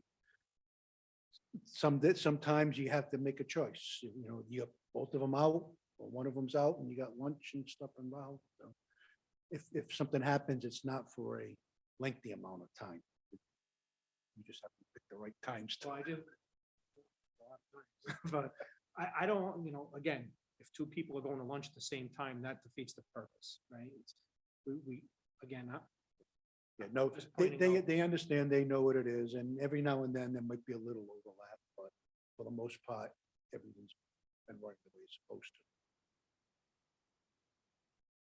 So I'm gonna throw something else in here that I've been working on a little bit. And it's about assessment. So I talked to Sal, I don't know, maybe a week and a half ago, about the increase in the help for the seniors. Right now, we give the senior, we have the formula in place. We have 250, there's a procedure to this, which we're gonna go over tomorrow night. It's on, I put it on the agenda. But it's $250, correct? 258. So we talked about the money we would need to have a discussion now on doubling that. So rough numbers, say 500,000. So we would need, if my numbers are correct, just say $500,000 out of this budget right here to go forward into giving the seniors a break, which I really think we're all gonna get there someday, hopefully, you know, but we're talking about everything we've given the schools in the presentation tonight. And I think we really should focus somewhat on the other end. And this isn't something where, I mean, I can cut $500,000 out of this budget so easy. Is it gonna hurt? Of course it is. And it's not right to any department head to go with a swipe of a pen and do that. So I just want to throw it out there with the budget discussions. I think I'm going with this. I think we need to find it. So I have some areas we can, but it's not nowhere near the actual 500 number. So, and I don't think it's a council decision to do that. And I personally don't think we should go into any, like to go into Sal's budget and say, Sal, you know what? Just cut 30,000 off your supplies. That's, I don't believe in that. I think it should be brought, however you want to do it. I'm gonna push it for the whole budget session. I don't want to fund any capital. I think we have 11 point something million dollars in ARPA money. So I really think we can go away with that. But I wanted to have a discussion with the council. I don't want to put a ton of work into this and have it be thrown into the air. So I think we have weeks to speak about this and see what we can come up with. I started with that doubling point because it was an even number to talk about.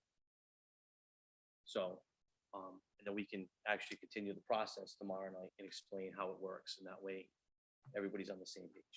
Let me just clarify, you want to throw $500,000 into this budget and then not figure out where to get it, you want everybody else to figure out. where to get No, I'm not saying that. I'm putting up a discussion it. No, among the council to look at it. no, but the way, I'm just asking, again, I think you worded it that you said you didn't want to cut, it's not fair for us to cut out of the budget, out of each There's department, no, but you there's- want to send it back to the town No. manager. And Larry, let me clarify. This. There's ways to look at it, right?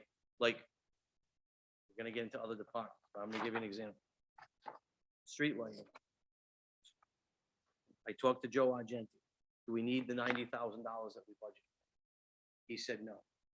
Can we cut something out of that? Say we cut 40,000, say we could have 45,000 out of that. We have a bill, a monthly That's- bill for that. Well, anyway, I'm just throwing different It's- examples it's out so we tomorrow. can discuss it. And going back, I know it's gonna be on the agenda later, but street lighting, if you've been around, it used to be almost $500,000. We've cut it all the way down to 90,000 to the monthly bills. There's many examples in here that we No, can I just understand, get, but- and it's not gonna be a lump sum of easy cuts of like 200, 300. It's gonna be those little nickel and dimes. But I really think we should push this forward. I think it's come up. I know, Alan, you're here, but I know you brought it up, I don't know how many months ago. All right, 12 months ago. But I really think it's something we should consider looking into. That's it.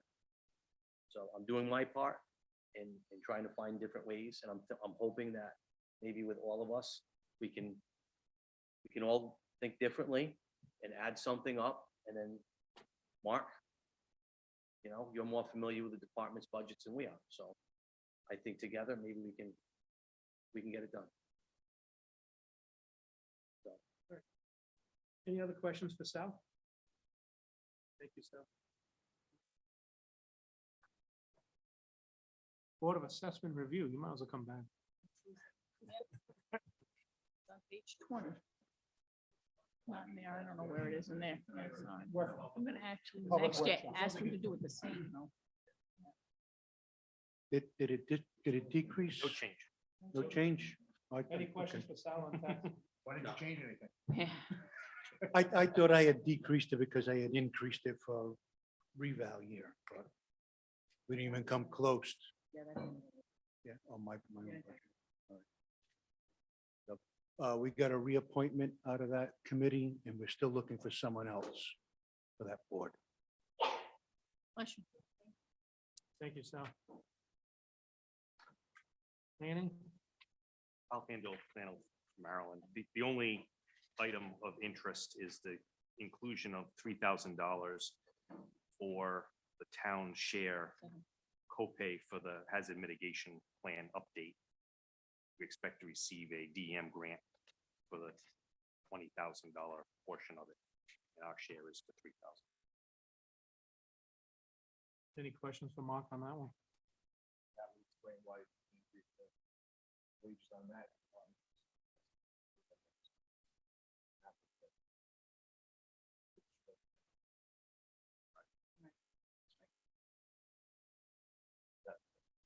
No merge.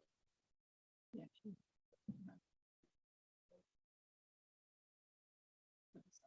That's proof of the ICMA is- oh, I'll mention it.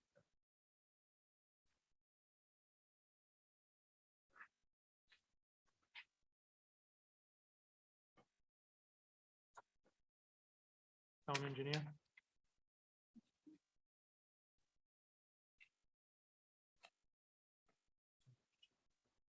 This one I lowered by 5,000 just because some of the billing for the town engineer review of services was charged off elsewhere in the past.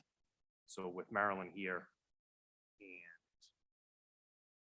DPW use of the engineer, we're gonna focus on making sure that that is properly accounted for there. I just decreased it because I needed to decrease somewhere. And that's where we're targeting with the review of the developments that come in, using our town engineer more appropriately on some RFP biddings where we need their guidance. That's where we'll. Any questions for Mark on the town engineer? Zoning?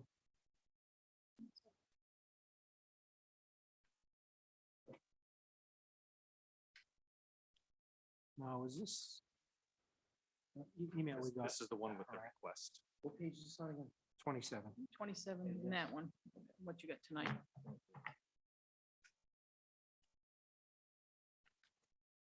This is the one where we got the request of for an increase per meeting.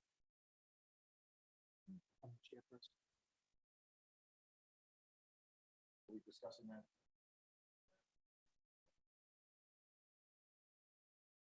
We can discuss it. But at the same time, council hasn't had it.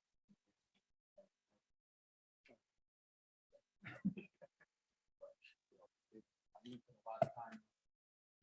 It's only $5,000 a year. I can pitch up this, that's for sure. A lot of time, and I'm not saying that, but them and the other boards are asked for it also. I also struggle with the per meeting fee. I don't know, we don't get a per meeting fee. It should be that there's a, and I assume that would make life easier. There's a stipend and that's what it is. And it doesn't matter if you have the meeting or not. That's what the stipend is for the year. I would suggest that we kind of look at that for all the boards. And I don't know, Sarah, if you have that information. I am proposing that for our Board of Canvassers this year for the one flat fee. Personally, but I don't have the information for the other boards that aren't within my purview. So are we talking, what are we talking for? I thought, going back, I remember being on the phone when we talked about this, that'd be a couple of years ago. So who gets the fee? Who gets the stipend? Is it every board commission? Or is it just, because I thought every board and commission went to 50. I thought we did ask that. And the one difference was the chairman of the Board of Canvassers, Ray Lambert, because he was an attorney and he saved us money there. And he got 75. Right, so when we raised everyone, planning and zoning was already at 50. They had been at 50 for a very long time. So who So we gets the fifth? Like what, is it all the boards and Yeah, commissions? planning and zoning, board of review, Per meeting, I think it's per meeting yeah. for everybody, all those boards, yeah, correct? the Not all of canvassing the board. boards. Not all of them No, get no, it. but those- So but we those need a little boards- information there. I They're think. not a stipend, they're per meeting. If fee. they're in the budget, then It's a they're. per they're meeting, getting not a, paid. okay. Okay, so in my opinion, all the boards, commissions should get them. And it should all be the same. If we're going 50, it should be $50. Well, but again, I don't like the per meeting because you could call 20 meetings. As opposed to, But you could also Well, zoning and take a planning. are meeting and say, we're not scheduled meeting this month. You know, so So zoning and planning, they are scheduled meetings. They set a yearly agenda. So they have so many meetings. So I could see per they meeting. don't meet every month. But let's say Board of Canvassers, Unless Board of nothing Canvassers is different. They can call a meeting just to say, let's talk about the election. And in the past, they kind of have, because it's per meeting, you know. Well, so- and that board, as you get near an election, probably the meetings are more frequent, right? I mean, before any kind of thing, right? The needs vary. Board of Tenant Affairs was another, the Housing Authority was another one that wanted an increase. They came before us and they can call a meeting anytime they really need. Why can't we restrict that? Like, not to call the meeting, but say you'll get your stipend based on upwards of, at max, 10 meetings. And that coincide with like zoning, planning. Right? The juvenile hearing. they'll yeah, meet so in the maybe we summer. need a little more information as to what each one does I at think this it's point. just the ones in here and The ones in here are the only ones that get paid right now. And then is the question, is it the active member or the alternates included? I've heard it's been different Well, I mean, my debates on personal, that, but my personal opinion is, say, 5 members, to use an analogy that nobody can use, so 5 members of the council, we have an alternate council person. But we got paid per meeting. We would all get paid. Next meeting, I can't make it. The alternate steps in, I don't get paid, I'm not there, I can't make it. So the alternate will get that stipend at that point.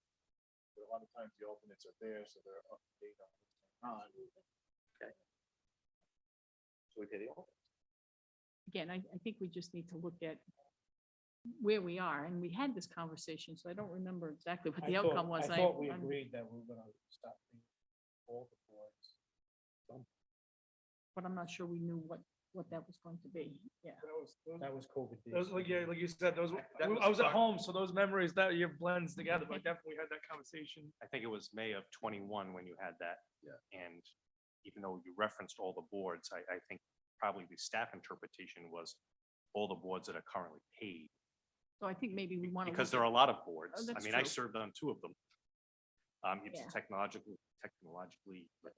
committee way back when, pension board. I mean, that wasn't something that ever was broached by any of the people on the board. Well, Because like I'm on the building committee with Mark. and I think Matt Pepper well, on this, that the too, difference between the ones that are affected by the open meetings, by the open meetings laws, those are not, like the rec committee is, the rec committee as well, like those committees are bound by the OMA, okay. Maybe we. I've never been maybe we to need a one of little those, more that one. information as to what we're doing and how we do it. I just proposed $500,000 off the budget, so I'm not, Yeah. you know, I'm knowledgeable about that too, so. That one's 505. Stole my joke.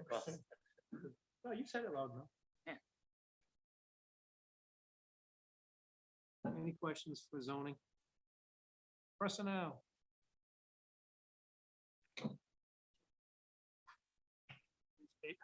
Thank you. One person do that, while fumbling through these papers. Good evening. The budget is pretty much the same from year to year. The only difference you'll see is the very last line item, the employee assistance program. Previously, that was being paid out of the general healthcare fund. And speaking with Kristen, now we're making the move to the trust, and we're gonna have more of a premium based. And we want to really drill down and know exactly where a lot of our expenses are coming from. So we stuck the employee assistance program into the personnel budget. Basically, that program offers assistance for employees and their family members for a variety of different issues, everything from, counseling needs, drug or alcohol problems. They're a great community resource. They can help make referrals for legal assistance, childcare, elder care, all kinds of things. So this is for all the employees that fall into that program. So again, we were already paying it. It's just kind of breaking it out and putting it into the personnel budget. Tell me what the retiree medical collection cost is. So that was new with our transition to the state pension system. So before we were able to take the premiums that retirees have to pay, their contribution towards their health care right out of their pension check. Unfortunately, the state doesn't support that. So we have a third-party collection agency basically doing that for us. So they mail out little coupon payment booklets. So people can either write a check monthly, mail in their coupon, or they can go online. They have the software to allow people to pay online, like with a credit card, or they also have the ability where you can set up an ACH. So if retirees want to set up a direct draft right from their bank account every month to pay their share of their medical that they're responsible for. So we're just paying this company to run it. We're paying them to run it. Yep. So we had done some vetting with that last year with the transition. There's a few other municipalities that use the similar company. And again, they have the technology and the platforms to take the electronic payments and all of that stuff. It doesn't matter if we have 2 employees or 2,000. No, it's based on the number of the retirees, the number of people they're collecting on.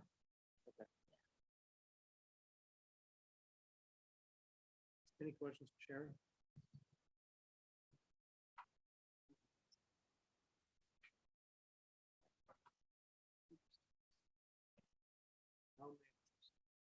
The only thing of note in here was we were traditionally keeping a line of $6,000 for temporary staff in case we needed some interns or part-time assistance for projects.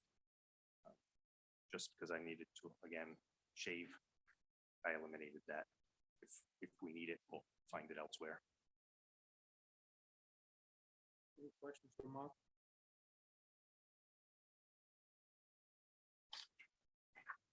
Finance. 17. So the majority of my budget again is going up by the pension. They moved into the departments. Medical insurance is dropping 33,000. Longevity came down with the new staffing by 2,100. And everything else is small, all contractual based increases. So last year we approved the part-time, we didn't use it. Well, we did. So Bob, who I used, is just not good at invoicing. But that management letter comment that came off our audit was because he's working on our employee manual, our procedure manual for the finance department, which was a management letter comment in the audit. So he just hasn't billed yet. He's been working on that. That's how we got that removed. So he's not an employee. No, He's a no, I decided to use a contracted. consultant because Yeah, when okay. Sherry and I went out, we couldn't Okay. find someone that fit that bill for us, but we are gonna try again. It's Yeah. a hard. Right. For what I want, Okay. it's hard to find that kind of person. Any questions for Kristen? Thank you, Kristen. Tax collector. Page 18.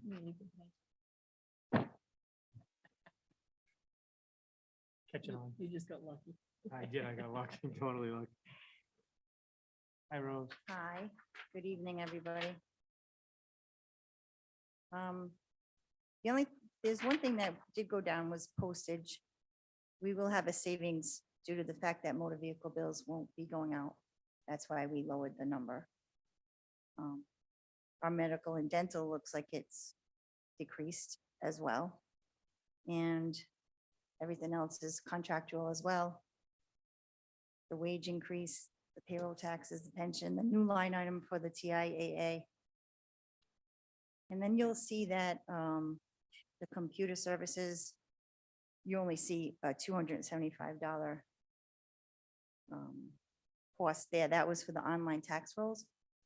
And we do have an invoice to pay them for this year, but we held off on it due to the fact of what was going on with our upgrade. And, you know, we weren't getting anywhere with them. So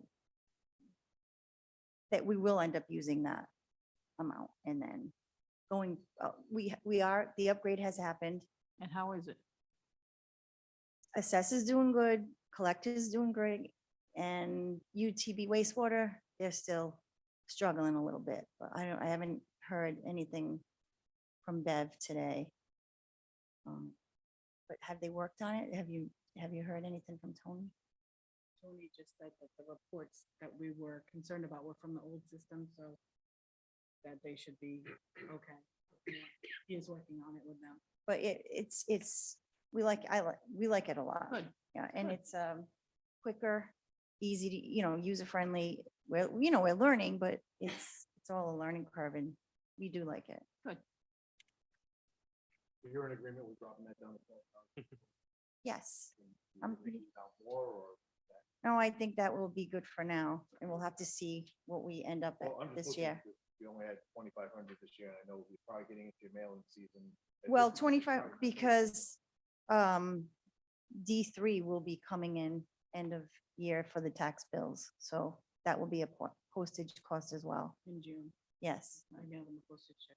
you'll see it. It goes up at the end of the Kind year. of what I figured, but could knock off another. Right.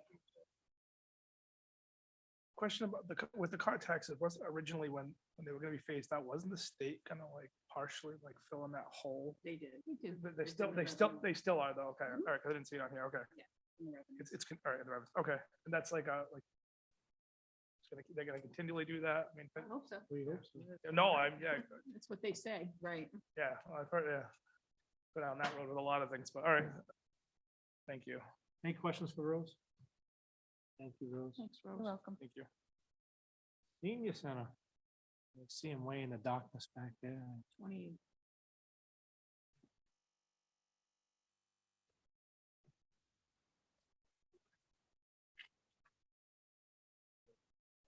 Yeah, I know.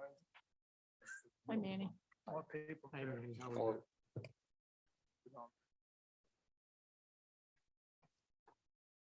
Any other questions?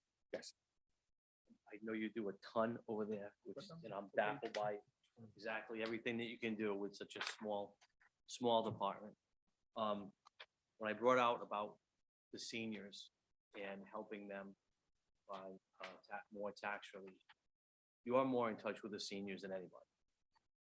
What are your thoughts? Of course, I would support anything that would help our senior population. You see an overwhelming need? Honestly, the seniors I deal with mostly live in housing. Very few live in their own homes. So it's But different I than know what they're I'm- out there. I mean, we saw them when we registered them for the vaccine. Seniors living in their own homes and struggling.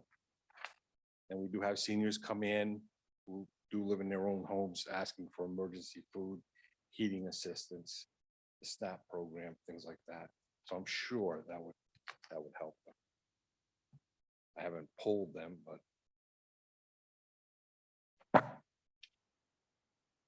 Just asking because you're the closest person, I think, here to that population, so I think it would be wonderful.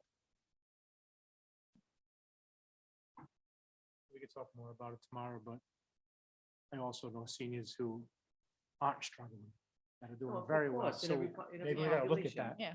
You know, It's But- a but you healthy don't- conversation. But you don't hear about that. You know, like I don't. I hear about the one. we always where- hear the bad, we never hear the Of good, right? course, of course. But that's what sparks this conversation. But I've also heard a lot of 25-year-olds struggling with their taxes also, and but is it something you could make like income eligible? that's, that's discussion for That's tomorrow. discussion. All right, all right.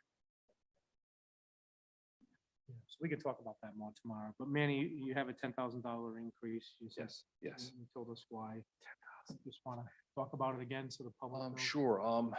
So I used to have 3 dedicated inmates from the ACI. Minimum security, they're not sexual predators, not violent criminals. And they would do our maintenance for us and they would help us in the kitchen. Then, of course, we know what happened in March of 20. That all came to an end.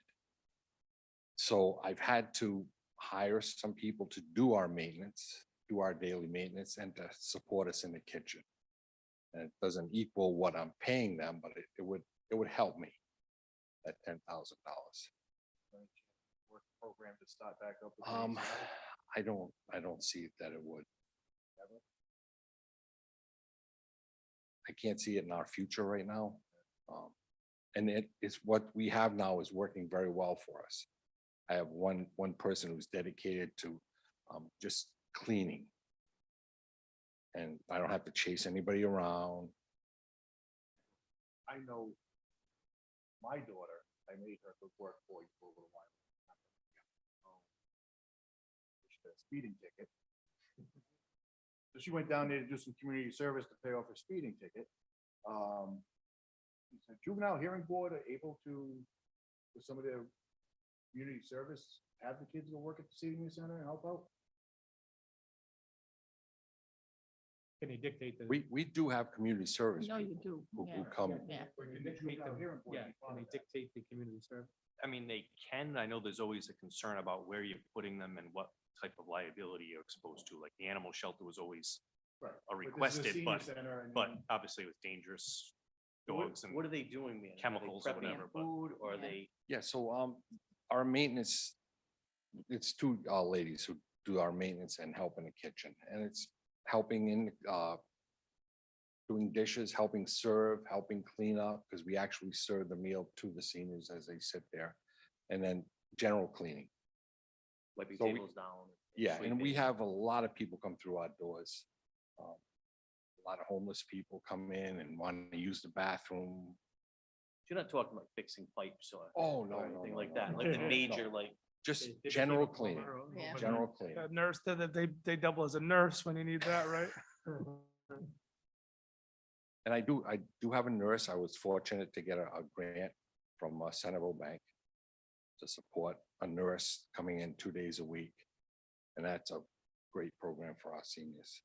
And I'm not talking about the juvenile here, we're trying, like, make sure you don't get this $10,000. No. As another resource for you to get some of the help you need down there. You know, because I've helped with your Christmas program, I've helped with your Thanksgiving program. I know all the work that gets done, I know all the volunteers you get on a regular basis. It's always nice, like, again, when my daughter was down there, there's inmates, she goes, Dad, there's inmates, like, you'll deal with it, don't worry about it, you know? But I think even with those, now with them being gone, I think it's even easier for the juvenile here to possibly do some work programs down there. And sweeping, washing tables, things like that. I would appreciate it. I wouldn't do any, cooking, because obviously in the bar. Just have to work with the hours, because I would Right. assume the kids would be more the late afternoon, evening hours and weekends, so I know there's limited hours. Just as a suggestion that, helping. So our emergency, Spend their time in town fixing things. yeah, our emergency food has increased unbelievably. So we're revamping that whole, right now, if you come in for emergency food, we make it very easy for you, a very simple form. We put food in a bag, things that you can go home and actually make a meal with. We give you 3 days worth of food for a family of 3. So I'm revamping that to do client's choice. And it's going to be a little bit difficult, but I think it'll be worth it. Rather than me throw in some kidney beans and some Spam in a bag and give it to you, and you get home, go.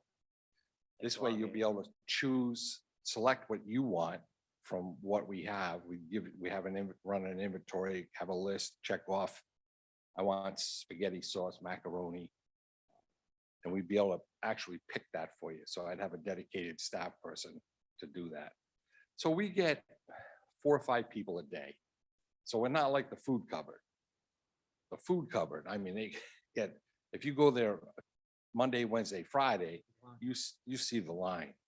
Ours is more emergency type stuff. So I'm here, it only goes back to fiscal year 2020 with what you're asking for. The old amount back then, what was the last time they actually got an increase? It was a couple of years ago. I thought so too, but It that was. doesn't Yeah, reflect. no, I've been level funded for. So it was 223 last year, and then the last year, it may have been in 19. I'd have to go, let me go look in 2019, see what That it was was. help with utilities and. I do remember there being, So, So even still. in Ernie, it was when Ernie was here. At least 4 years. And as Jay said, the amount of what he does with such a small budget is.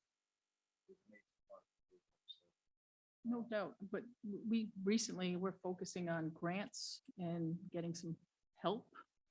So maybe that's something, certainly that's going to fit into a category. Even applying to places like the Rhode Island Foundation and or any federal grants that might be available. I know that time has passed, but I just applied to Rhode Island Foundation, did you? received $62,000 to revamp our food distribution. Okay. I'm applying everywhere and anywhere I can. State grants are tough because they're so competitive. Mhm. So my best choice is, Centerville Bank, Citizens Bank, and those types of things. people that see it, Pardon? people that see it. Yeah. So perhaps though, for the next cycle, we might queue up those. I mean, that's the directed spending option that obviously that Yes. just passed, which is always good. Correct. But there are announcements weekly on different things that come up, and like I mentioned in my memo, we'll try to be a lot more aggressive Correct. in seeking those. They all come with the cost of some type of co-share. But it's You know, better Right than- now, we have the luxury of some funding for co-shares, but that's something as we move forward and out of American Rescue Plan, that if we want to keep with that type of process, we're gonna have to keep some flexible reserves, either in our fund balance or dedicated capital. And Elaine's been very generous with us with She has. CDBG. Yeah. She applies for a yearly for you. Yes. Any questions for Manny? Thank you. All right, thank you. Thank you, Manny. Housing Board.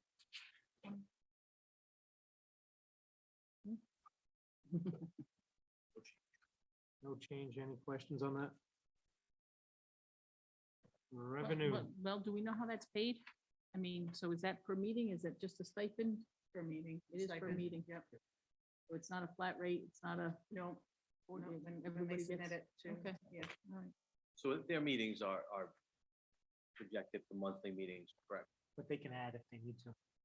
The special situation comes up. Okay, so do we have the power to say no with that? Is that through this budget? Not to say not have a special meeting, but you can have a meeting, but you're right. This is all you're gonna get for the year, right? Yeah, Tax meetings or whatever it is. Sure, we have that that. has to be put into like a stipend versus monthly. I mean, Yeah. it's relevant. We just Yep. control. They don't really spend their budget. They're never over budget, I can say. Revenue, What is it? What allocation? 5. Right at the beginning. So obviously, tax collections are the plug, as we like to say, that's the hole that's filled by everything else that's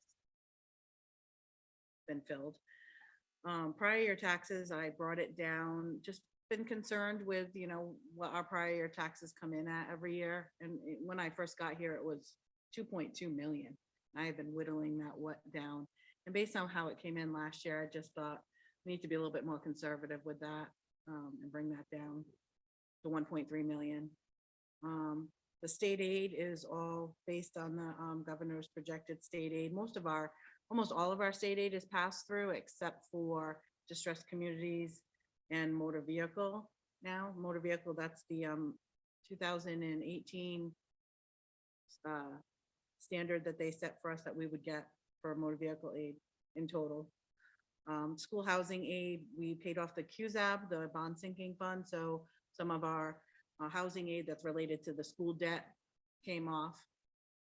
That was a loss of 387,000. Investment income I'm bumping up because I moved a chunk of our surplus, so our unassigned into Centerville at a 4.5% CD, just to get us some good investment income. And building official is trending high, so I bumped them up. Town clerk is probably gonna come in right around the 800,000, so I left them there. Most of the other ones, they're all trending to come in on target, so I left them as status quo. And then we're getting that lease revenue as new. For the sign, the billboard. Yeah. Any question for Kristen? I do. I know I've complained for many years about the sewer admin fees. So how come they haven't gone up? So I looked at that and I thought that myself. So that analysis is based on their benefits. So health benefits came down. And then the number that we were using as an average based on the ARC for pension, that changed. We have a lot more new people. So that big number that we were using for pension, now we're using a little number because they're in numers. So it almost offset it. The difference with the salary increases based on the benefit changes nearly offset each other. The change was so minimal that we spoke with the wastewater, we decided just to level fund it. I do have a question on this. And if it's probably a wash, but if we took out, say the salaries are, well, 361,582 is all salary, right? The chart that you provide. So it's based on the salary, small percentages of positions and their salary and benefits. So if we took, now because the sewer department, no, I know what I'm trying to say, so if I'm unclear, please tell me. Mhm. So that 361. If you took that and you took away, so that 361 comes out of our budget based on all the salaries that are included for the department, correct? Um, Is in the budget, So the 361. the full amount of there is, Right. yes, and in the Broken other down departments, by yes, person. yes. And that revenue of 361 matches that. Well, not exactly, because, Offset. yeah, they're tiny percentages, like collector is 30%. No, no, you know. but the But so it's not a number- one for but one. No, the chart that you typically give us, Mhm, you say 20%, 30%, Mhm. 10%. That all adds up to the 361. mhm. The revenue that comes in offsets the 361. Okay, Correct? if you want to look at it that way, yeah. I'm not sure what you're saying. I'm saying we're spending 361 out of the budget. Out of the sewer The budget. sewer, but the sewer This is is spending revenue for us. 361. This is, I know. Hang on. Oh. So the 361 is a portion of Mark's salary. It's a reimbursement of Of the 361. of these expenditures that we're Okay. incurring. So because that's a regional plan and other cities and towns are getting the benefit of you doing 20% of your, I'm just throwing a figure, 20%, 30% of the work. You're doing some, you're doing some, you're doing some. Why can't we just take this 361 and exclude the revenue and exclude the portion that's coming out of the West Warwick budget and put this 361 into the sewer budget? And that way, the members of the sewer plant can figure out exactly where this 361 is coming. The expense is coming out of this wastewater facility, paying. so that, To pay you guys, right? To pay that, but that expense is being spread amongst all the ratepayers, no matter what community they're in. It's part of their expense budget, so that's so the percentages are already done as far as what Coventry pays and Cranston pays and Warwick. just part of their, whatever their rate payer is. Okay. It's divvied up. So I was thinking. They're more all along the lines getting, of- So I just- everybody's getting a piece, right? If It's you not ask- just West Warwick. Yeah, if you ask for this 361 to come out of revenue, go back into the sewer budget, now you just increased us another 361,000 on our budget, to figure out where it's coming from. That'll be 861, 866. with your No, three no, change- your no, three no, changes. no, it wouldn't. No, it wouldn't be, because the percentage that you're taking out that's in the budget now for 100% of your salary wouldn't be. It would be part of that 361, the Well, sewer he's still paid gonna- for by we're- those rate We're still payers. gonna pay him, so that's just creating a hole in the budget for which we would fail, we would Right. go over budget. his salary doesn't change if you get rid of that. You know, everyone's salary stays the same. It's just that an outside entity, an enterprise fund, is using our services and paying us for it. If you take that out, we would need to find another $361,000. And the wastewater treatment would have to hire personnel. They Correct. would have to hire Yeah. a lot of positions to do their work that's being done. Collections, collection clerks. Yeah, We well over 361. Vacation, salary, healthcare, all those good things.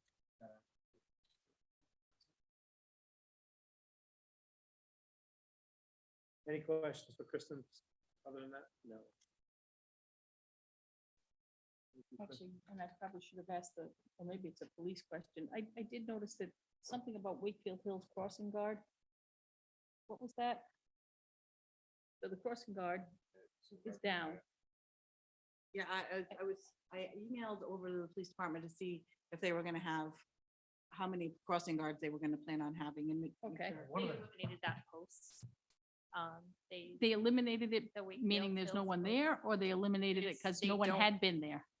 nobody had been there Okay. and they don't want somebody there. They actually feel the crossing over there was more problematic. And there's just that was never really, I guess, a hugely walking population. No, there's a crosswalk there that. Yeah. Yeah. But the Kinda- school department, so again, you build a school department for me too. They, we hire the crossing guards and So that's a question I do want to ask. I know the chairman of the school committee and I, we bumped into each other a couple weeks ago. And he brought up that the crossing guards have not seen a raise in many years. One of the crossing guards, I guess, came to him to talk to him about it. Have we looked into, I know that we bill them, but I should have asked that question also because it was a question from the chairman, but I said, we bill you, so you're gonna end up They raising your pay. budget. They Yeah, pay. so they pay, they reimburse us. So that, yeah, there was a lot of talk, So that's- discussion It's our about. understanding that the crossing guards follow the bus monitors who are up for a contract this summer. Okay. So what the bus monitors get, the school department typically gives the crossing guards. Louis and I had the conversation that, in my opinion, I don't see the need, other than the police officers train them on how to be effective and stop traffic and cross kids, on why we need to be involved more than that. Under the purview of It, police, it, never made it sense. seemed to make more sense that they get hired, initially somehow trained and retained by the school department. Why muddy the waters with us paying them paying us back? They need progress, all that. They don't show up, they stick a cop there. Right, and that typically happens here too. If they're short, then an SRO or somebody from community police will go help, or in absence of that, a police officer will do it. But It'd be better to have the traffic in the school. that- Traffic division. Well, I think that's somewhat the same thing, it's a different salary.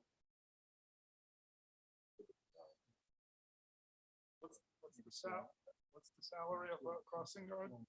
Pretty much minimum wage. It's a little bit above. One of Little, them. the entry is minimum wage. They're only The work- people who are working the post right now have been here for a while, What, so 2 they're hours? making Is it like a slightly 2 more. hours, like a 2-hour shift, then another 2 hours? But yeah, that's not our call, is it? That's the question I have. No, because I'll the- just ask. Yeah, but I mean, It kind of is, because we hire them.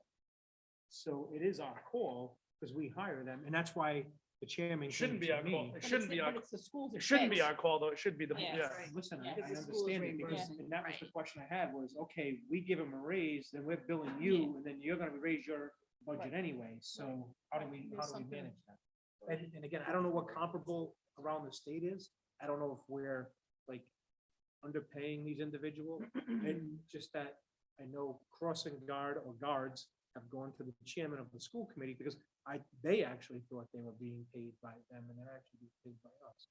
So Sort of. we do the hiring, yes. So I was like, well, I don't know what the starting pay is, and like you said, if it's minimum wage, it's kind of like, So it's problematic. We have one empty post. So even with Wakefield Hills going away, we got a letter from Kenny Townsend. He coordinated with the school there and they decided that they didn't need somebody there. There's a position at Horgan that's empty that somebody's covering right now. One of the other guards is covering, but we've been trying to hire for Horgan and again, it's literally like an hour and 45 minutes a day of work at Before I $13 forget. an hour. So it's pretty hard to find someone who wants to work on like an hour in the morning and 45 minutes in the afternoon. Well, that's like, if it's in the school department. They have more people they can go to, that, parents' hours, retirees, retired teachers, whoever, I don't know, but, while Somebody I'm who's on already that gonna be subject, there and might we're say, talking hey, I about can make a little bit Wakefield extra money while Hills, I'm here. and we're talking about crossing guards not being there, the speed limit signs for the school, when you're going by, it has the speed, it tells you your speed. They haven't worked in over a year. Kenny said they're outdated, they can't be fixed. So I It's said- on their to-do list to remove them at some point. Yeah, So. we, us, them, somebody Well, can. the- But actually, between I've there, nagged you Green about Bush new and Signs. I don't know if a anybody's couple been other locations on would make Howland sense. in East Greenwich, where they have the solar things and it tells you what to. I know well, it's a deterrent. It is, well, They're in turn for the first few months. You can always put the cameras up and give the tickets, and that'll be deterrent. That'll be a that'll be a revenue source also. 11 miles over, you get one. Been there, done that. Not me, No, I've not, seen it. not you, yeah. not me, I know. Right.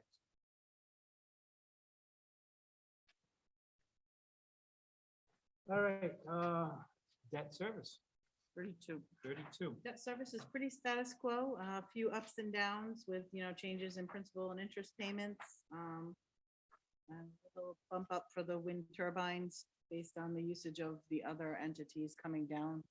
Civic centers percentage came down, the schools percentage came down. Actually, the wastewater's percentage came down, so. A little bump up on that. Should have taken a lot of money out at the 199 or 197. Yes. I know. So, yeah, pretty status quo with debt. Just going back, to revenue, obviously, it's a big thing. And I know you just said you added money to CDs. Obviously, the interest rates are on a rise. Yep. And this is the time, I mean, we were making 1%, it was kind of tough, but now you can go 4 to 5 and 6% Exactly. on some of these things. So, obviously you're looking into it, so Mhm. keep up the good work on that.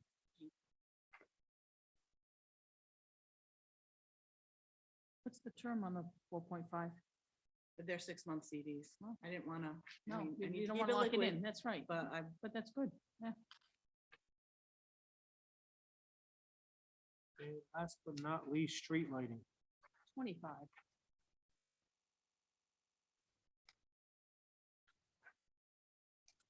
Any questions on street lighting?